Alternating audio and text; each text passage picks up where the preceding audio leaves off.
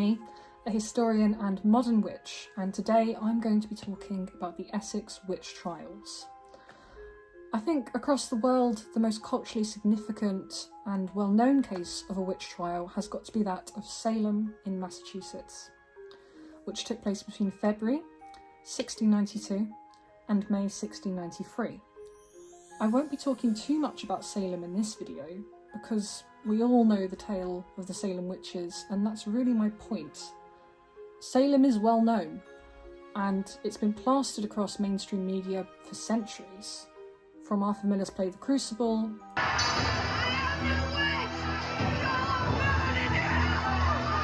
to Disney's Hocus Pocus. Winifred Sanderson, Yes? I will ask thee one final time. Yes? What hast thou done with my son, Thackeray? Thackeray. Answer me! Well, I don't know. Cat's got my tongue. Salem has become synonymous in pop culture with witches. However, around 50 years earlier across the pond, another lesser known but still massively influential case was starting to take place around the county of Essex in southern-eastern England. One which would actually go on to influence the events of the Salem trials. Officially, the period of the Essex witch trials is not exact. It was a period between the 16th and 17th centuries. But for the purposes of this video, we are going to be focusing on the mid-17th century. I grew up in London, close to the Essex border, and I vividly remember learning about the Essex witch hunts whilst I was at school. It was something that genuinely interested me and made me want to learn more. However, the leading figure in these lessons was never the predominantly female victims, the witches themselves, but always Mathew Hopkins, the so-called Witchfinder general, who made it his mission to find and prosecute as many witches as possible. We'll find some innocent woman, say she's a witch, and have her burned to death. To fully understand why these hunts got so out of hand, I'm going to take you back to life in England in the 1640s. The country was in the midst of the civil wars between the royalists and the parliamentarians, who were at odds over the authority of Parliament and that of the king.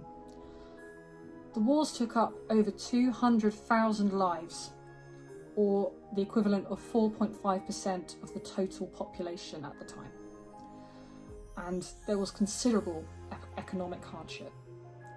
There was widespread uncertainty, anxiety and fear, which only grew as the parliamentarians claimed victory and executed King Charles in 1649. This change in power was totally unprecedented and would have been a big shock to the public of the time, promoting those growing feelings of instability. Social structure was also very different to what it is today. Maintaining your reputation in this society was incredibly important. People typically lived in very small communities within their towns and their villages, and you knew your neighbours very well, and those relationships that you formed helped you survive. The prosperity of your trade, your place in society, and the opportunities that were open to you all depended on your good name and character. Falling out with a neighbour could lead to total loss of livelihood if things got out of hand. England at the time was also an extremely religious and superstitious society. The devil was very much real, as were witches and demons. People were incredibly focused on ensuring that their behaviour on earth would allow them to enter heaven in the next life, rather than be sent to purgatory. This meant that any behaviour considered to be sinful was widely condemned, particularly so under the newly empowered Puritan leader Oliver Cromwell, and this included witchcraft. To expose and prosecute witches was considered the work of God, and undoubtedly would help you get into heaven. Witchcraft as a practice was first outlawed in England in 1542 under the Witchcraft Acts of Henry VIII, if you somehow needed another reason to hate Henry VIII. This act was repealed by Henry's son Edward VI in 1547, but was reinstated by Elizabeth I in 1562. The accession of King James I in 1603 triggered a new wave of anti-witchcraft sentiment. James was absolutely obsessed with witches, having blamed them for sending the storms that nearly drowned his wife Anne of Denmark on her crossing to Scotland for their marriage. He went on to publish the book Demonology in 1597, a book on the study of demons, black magic and witchcraft, and which actively calls on the reader to seek out and punish witches. Witch. I'm going to be saying that a lot. I be the Witch of the Wood. By the time James took the throne, English witch trials were starting to become few and far between. His influence ignited a new national fear and suspicion of witches. Then, in 1604, he introduced a new, harsher Witchcraft Act, which ordained that all practitioner of witchcraft, regardless of the intention, be punishable by death. The Act also stipulated that having a devil's mark, that is a mark somewhere on your body like a scar, a mole, a birthmark, etc., that was thought to have been left by the devil, was enough evidence to condemn a person as a witch. Remember that this was a time when most women would be doing a lot of manual labour in their daily lives, without access to modern health and safety standards or first aid. It would have been very common to have scars, marks, burns, not to mention scarring from smallpox or other similar diseases in times before vaccination. This new act meant that essentially anyone could be accused, found guilty and executed for witchcraft, regardless of any evidence, or lack thereof, of practising magic. By the 1640s, this obsession with witches would be passed down to a man called Mathew Hopkins. We don't know an awful lot about the life of Hopkins before he took up his witch-hunting mission.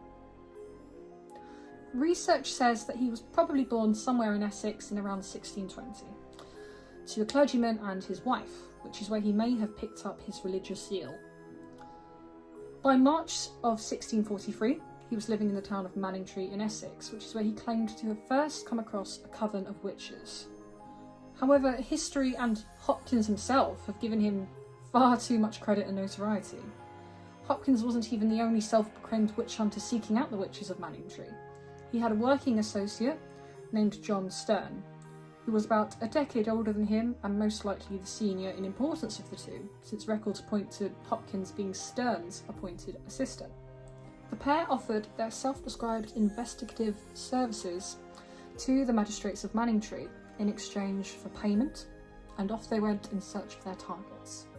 Traditionally, the first so-called witch that Hopkins discovered was a woman named Elizabeth Clark, who'd been accused by a town tailor of cursing his wife.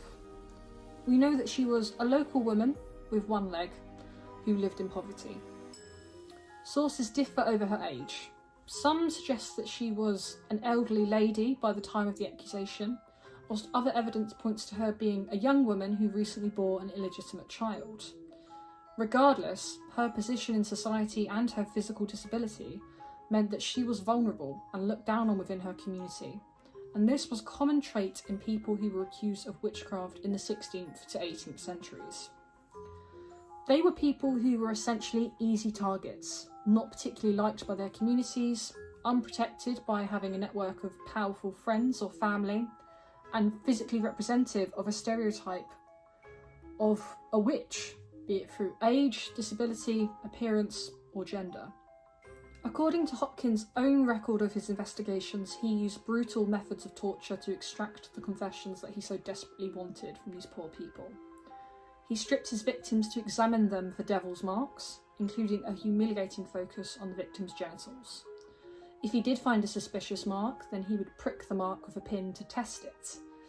In early cases, he also used sleep deprivation as another form of torture, claiming that by keeping witches awake, it made them more likely to call upon their imps, until this was banned by local magistrates after some women on trial were so desperate for rest that they, quote, beat their heads together in the jail.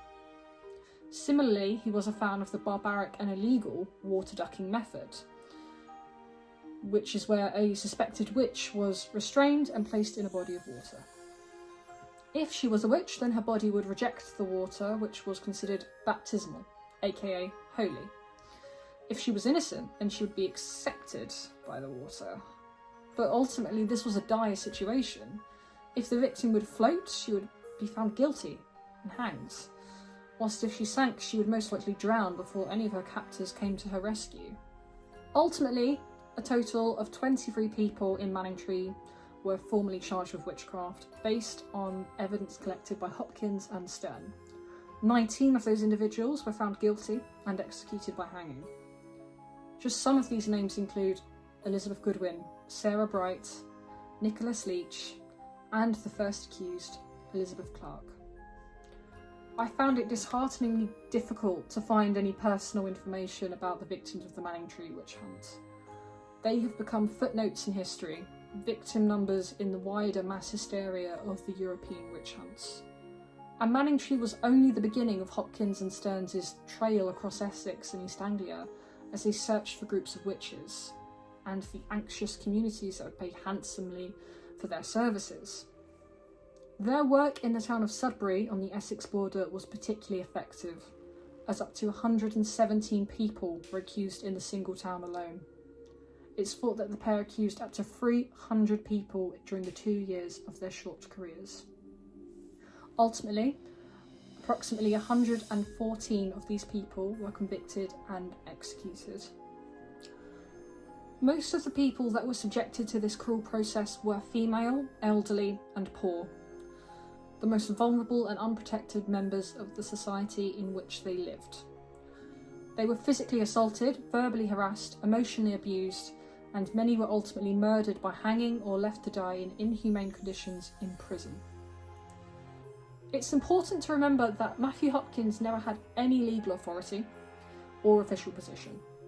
His title of Witchfinder General was entirely his own creation, a name designed to give him the influence and authority that he craved. He weaponised national uncertainties and fears for his own benefit. He used his influence to manipulate communities into handing him a platform in which he could persecute the most vulnerable members of society whilst benefiting from financial gain and significant notoriety. After 1647, Hopkins virtually disappears from the historical record. One rather satisfying theory is that he came to be accused of witchcraft himself and faced his own vicious torture methods before being executed. However, there's no evidence for this. The most likely outcome is that he died of an illness, probably tuberculosis. A relatively kind demise for a man who denied that from so many. Hopkins' influence sadly did not end with his death, as his example and his witch-finding methods prevailed up until the end of the 17th century. A number of his methods, such as examining the body for devil's marks, were used almost 50 years later in the Salem witch trials.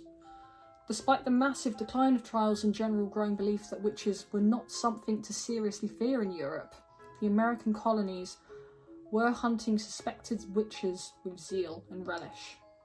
Ultimately, I believe that these people were persecuted due to inherent misogyny, a brutal class system, and mass anxiety, but also in a desire for a scapegoat.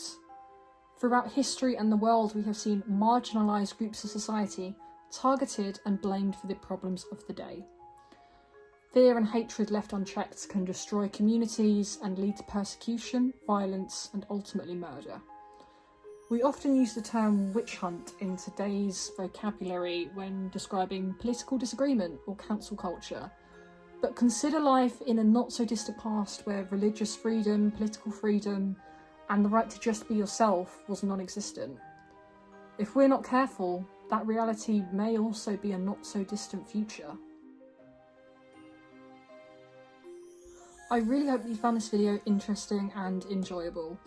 It's by no means a definitive word on the Essex witches, and I might come back to this topic again in the future. But if you would like to see more from me, then please do subscribe, press that like button, and leave a comment. Until then, I'll speak to you later.